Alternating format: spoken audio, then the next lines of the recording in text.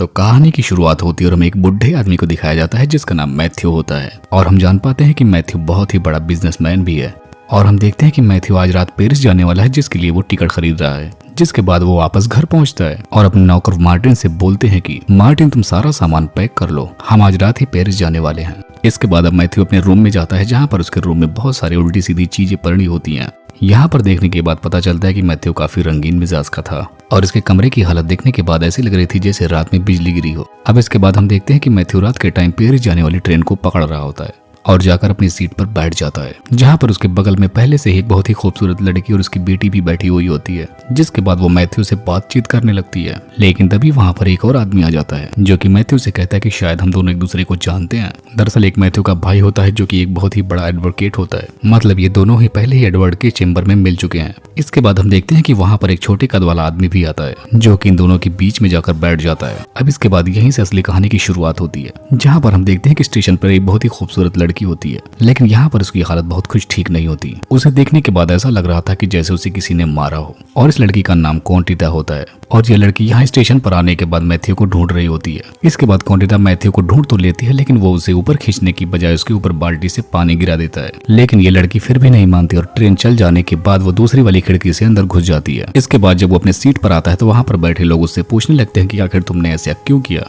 और तुम तो ऐसे नहीं लगते, तुम तो बहुत ही पढ़े लिखे इंसान लग रहे हो। जिस पर मैथ्यू इनको अपना फ्लैशबैक बताने लगता है। यहाँ पर हम देख पाते हैं कि मैथ्यू अपने भाई के चेम्बर में बैठकर उसका इंतजार कर रहा होता है जो कि कोर्ट में गया होता है। और तभी कुछ ही देर बाद एडवर्ड भी वहाँ पर आ जाता है। जिसके बाद वो लंच करने के लिए मैथ्यू के चेम्बर में चले जाते हैं, जहाँ पर मैथ्यू अपने नई मैट से मिलता है और वो उसे देखते उसके पपीतों के ख्यालों में खो जाता है। और यहाँ पर वो उससे कहता है कि तुम्हारी जवानी किसी का खिलौना नहीं है। और यहाँ पर ये वही मैट होती है जिसके ऊपर इसने पानी डाला था। और यहाँ पर लंच करते टाइम भी उसका सारा ध्यान कॉन्टिता पर ही होता है। अब रात होने से पहले मैथ्यू अपने नौकर कॉटन से बोलता है कि कॉन्टिता से बोलो कि मेरी ड्रिंक लेकर मेरे रूम में आए। अब थोड़ी देर बाद कॉन्टिता ड्रिंक लेकर मैथ्यू के रूम में जाती है। जिसके बाद मैथ्यू कॉन्टिता को अपने पास आराम से बैठाता है और उससे बातचीत करने लगता है। इसी दौरान पूछता है कि तुम आखिर रहती कहाँ पर हो। तब यहाँ पर कॉन्टिता बताती है कि मैं कुछ दिनों के लिए अपनी मम्मी के साथ पेरिस रहने के लिए आई हूँ। लेकिन यहाँ पर मैथ्यू का ये सब पूछने का मतलब तो कुछ और ही था। जिसके बाद वो कॉन्टिता के करीब आता और उसे बुरी तरीके से टच करने लगता है और उससे किस भी कर लेता है। लेकिन यहाँ पर कॉन्टिता को उसकी यह हरकत बिल्कुल पसंद नहीं आती। जिसके बाद वो उठकर वहाँ से जाने लगती है। अब अगली सुबह मैथ्यू को कॉन्टिता कहीं दिखाई भी नहीं देती। जिसके बाद वो अपने नौकर मार्टिन से पूछने लगते हैं कि आखिर कॉन्टिता कहाँ चली गई। तब यहाँ पर उसका नौकर बताता है कि कॉन्टिता अपना जॉब छोड़कर जा चुकी है और हमें उसके बारे में ज्यादा कुछ डिटेल भी नहीं मालूम है। अब कुछ टाइम गुजर जाने के बाद हम देखते हैं कि मैथ्यू एक रेस्टोरेंट में जा रहा होता है और तभी रास्ते में कुछ लोग उसे चाकू दिखाकर उसका सारा माल उसे छीन लेते हैं। लेकिन यहाँ पर मैथ्यू तो काफी अमीर आदमी होता है और वो रेस्टोरेंट में जाकर बैठ जाता है। और थोड़ी ही देर बाद वहाँ पर कॉन्टिता भी आ जाती है जो कि उसका वॉलेट और उसका पैसे देते हुए कि मुझे माफ करना, जिन्होंने तुम्हारे पैसों को छीना था वो हमारे ही दोस्त हैं। जिसके बाद मैथ्यू कॉन्टिता को यहाँ पर देखकर बहुत ज्यादा खुश होता है, इसीलिए वो पैसे मैथ्यू कॉन्टिता को वापस कर देता है। तब यहाँ पर मैथ्यू कॉन्टिता से पूछता है कि आखिर तुम काम को छोड़कर क्यों चली गई।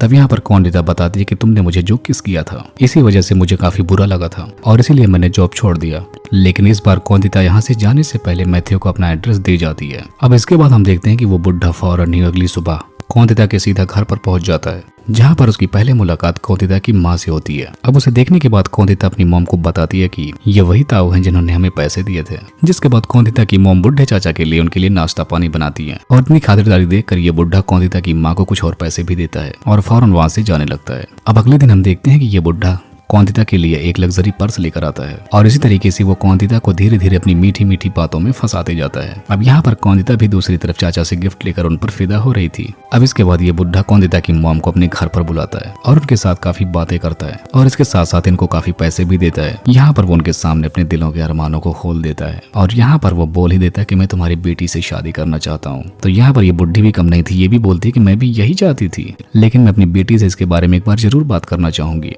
जिस पर मैथ्यू इस बुढ़ी से बोलता है कि क्या तुम कॉन्टिता को कल यहाँ तक लेकर आ जाओगी।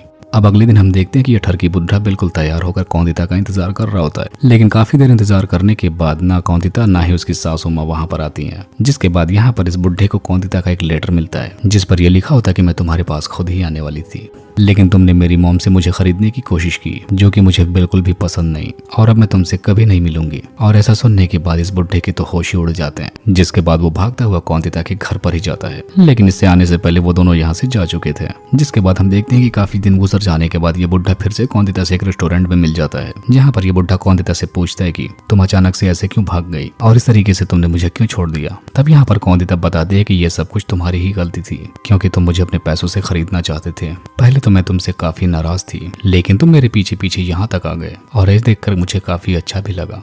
जिसके बाद ये बुढ़ा फिर से कौंदिता को अपने साथ लेकर अपने घर पर जाता है और यहाँ पर ये बुढ़ा फिर से शुरू हो जाता है और यहाँ पर अपनी कौंदिता भी उसका साथ दे रही होती है। अब यहाँ पर बुढ़ा फिर से वही करने वाला था जिसके लिए कौंदिता तैयार नहीं थी, और जब आपकी कौंदिता मना करती तो इस बार ये बुढ़ा गुस्सा ही हो जाता है, जिस पर कौंदिता उसे मनाने की बहुत कोशिश करती है। जिसके बाद बोलती है कि कुछ टाइम और रुक जाओ और मैं अपने आप ही तुम्हारे लिए दरवाजे को खोल दूंगी।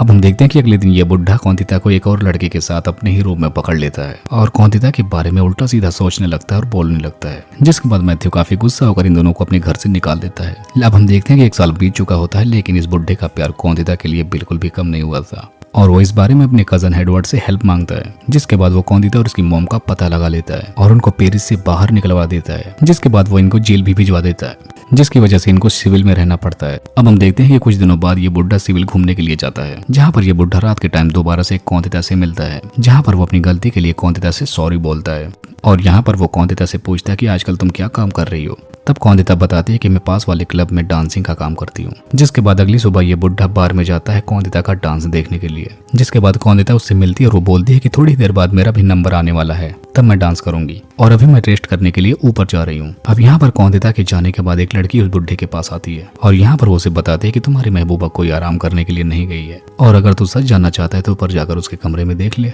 जब वो ऊपर जाकर देखता है तो कौंदिता वहाँ पर बिना कपड़ों के काफी सारे लोगों के बीच में डांस कर रही होती है और ऐसा देखने के बाद चाचा का तो दिल ही फट जाता है। अब यहाँ काफी गुस्से में आने के बाद चाचा सनी देओल बनकर दरवाजा तोड़ते हुए घर के अंदर आ जाता है। जिसके बाद वहाँ से सारे लोगों को भगाने के बाद कौंदिता को डांटने लगता है। तब यहाँ पर कौंदिता बोलती है कि मैं और क्या कर सकती हूँ, मेरे पास घर चलाने के लिए पैसे ही नहीं है, इसीलिए मुझे ये काम करना पड़ता है। यहाँ पर कौंदिता बताते हैं कि मैं भी अपना घर बनाना चाहती हूँ और अपने खुद के बच्चे पालना चाहती हूँ। जिसके बाद यहाँ पर वो फिर से चाचा की गोद में बैठ जाती है। जिसके बाद ये बुढ़ा कौंदिता को एक दिन फिर से नया घर दिला देता है और यहाँ पर इस बुढ़े को बोलती है कि आज रात तुम मेरे ही घर पर रुकना। जिसके बाद ये बुढ़ा रात के टाइम तैयार होकर कौंदिता के घर पर जाता है। यहाँ पर कौंदिता ने गेट को बंद कर रखा था और वो दरवाजा नहीं खोलती है। फिर वो कहती है कि सुन बुढ़े, मैं तुमसे प्यार नहीं करती और जब भी तुम मुझे हाथ लगाता था तो मुझे बहुत ही गुस्सा आती थी और अब तुम यहाँ से जा सकते हो। जिसके बाद कौंदिता अपने एक दोस्त को बुलाती है, जहाँ पर वो बुढ़े के सामने ही टपाटप करने लगती है और इस तरीके से बुढ़े के दिल के चीथड़े उड़ जाते हैं भाई साहब। अब अगली सुबह हम देखते हैं कि कौंदिता इस बुढ़े के घर पर आती है, लेकिन यहाँ पर ये बुढ़ा उसको इग्नोर करते हुए अंदर चला जाता है, लेकिन कौंदिता भी उसके पीछे पीछे आने लगती है। जिसके बाद वो इस बुढ़े को समझाते है कि तुम्हें एक लड़की को प्यार करने नहीं आता और इसकी इस बात पर इस बुढ़े को काफी गुस्सा आ जाता है और यहाँ पर वो कौंदिता को जोरदार एक थप्पड़ मारता है। अब यहाँ पर कौंदिता भी इस बुढ़े के गुस्से से काफी डर जाती है और यहाँ पर वो उस बुढ़े को बताती है कि कल रात तुमने जो कुछ भी देखा वो बस एक नाटक था। यहाँ पर ये बताते हैं कि मेरा दोस्त जो तुमने कल रात उसको मेरे साथ में देखा वो एक गे है, वो कभी भी ऐसा कुछ नहीं कर सकता। और इतने में ही कहानी प्रेजेंट में आ जाती है, जहाँ पर हम देखते हैं कि कौंदिता चाचा के पास आकर बाल्टी का पानी उसके ऊपर फिर से गिरा देती है। जिसके बाद इन दोनों की लड़ाई खत्म हो जाती है। जिसके बाद ये दोनों एक दूसरे के साथ पेरिस जाने लगते हैं और इसी को दिखाते हुए इस मूवी का यहीं पर एंड हो जाता है।